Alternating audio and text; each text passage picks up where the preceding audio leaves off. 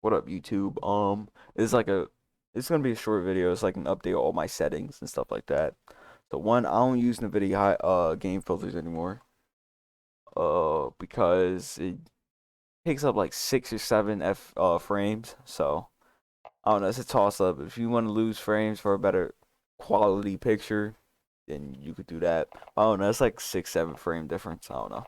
Especially me. I'm on a 1650, so I gotta like conserve. You feel me? Field of view. I don't play on 120 anymore. I play on 115. So it's not really a difference, but it is at the same time. Like I don't know. Like I play leaned in, so I can't see things in the distance for some reason. I don't know. Uh, I just changed to 115 from 120. I might go down to 110. I'm playing around with it. Brightness at 50. Horizontal, vertical HUDs both at 0. Deuteranopia, colorblind type, colorblind target, both. Everything's pretty much the same here. Graphics is pretty much the same. Everything all sets disabled. Um, NVIDIA reflex low latency, I have that enabled.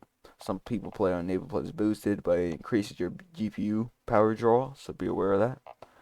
It will be using more of your graphics card. So if you are graphics card bound, I suggest keeping that on just enabled.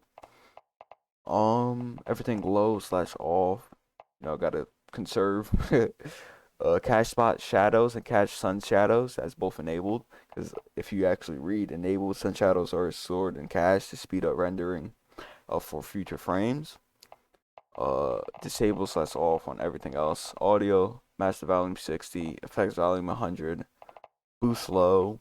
Um, that's all depending on your mic and if you even use game chat. Mono audio disabled. A lot of people have this on, which is bad because it will bring your left side of your headphones and your right side of the headphones as one, so you won't be able to tell if someone's left or right.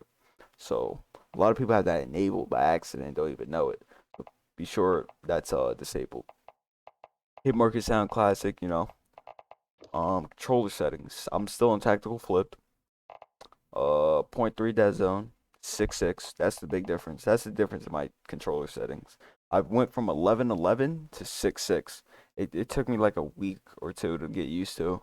My low zoom and stuff is still the same, 0.79, 0.85.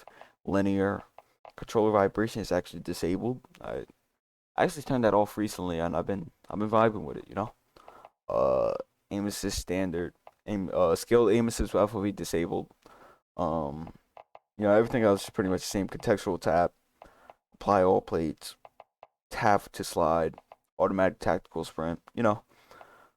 Just the basic settings. So the only difference is my actual sense. I went from 11.11 and 6.6.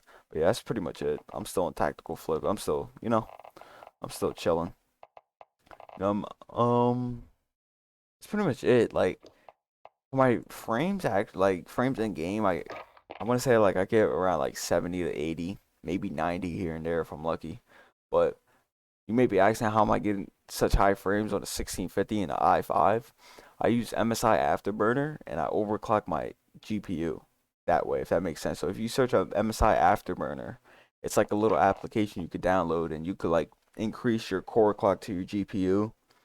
It's just a temporary overclock. It's not gonna be permanent or nothing like that. It's application too. So if you overclock it and your game crashed or your PC crashed, it'll just crash, reset, reboot. Nothing will happen. You can't like burn any of your um PC parts and nothing like that because it's an application overclock. It's not an actual hardware inside your PC overclock. If that makes sense. Like how you overclock a CPU.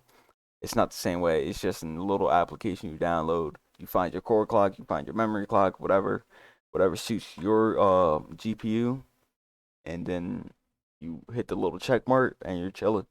You have an overclocked GPU temporarily. You could take it off when you're done. You don't want that on all day, all night. But yeah, that's what I use. That's the only overclocking I use. I never touched my BIOS and stuff like that. I never touched that. So MSI Afterburner, memory, and GPU overclock. And that's pretty much it. I get like 80, 90 frames on a 1650, all low settings as you can see. But yeah, that's pretty much it. 16 gigs of RAM. I have an i5, I believe a 10,500K, 1650, and that's pretty much it. My PC was pre-built. You know, I ain't building myself. This is actually my first PC, so I'm thinking about upgrading. But yeah, I had this for about like I want to say like 5 6 months. You know, but yeah, that's pretty much it. I play on 6.6.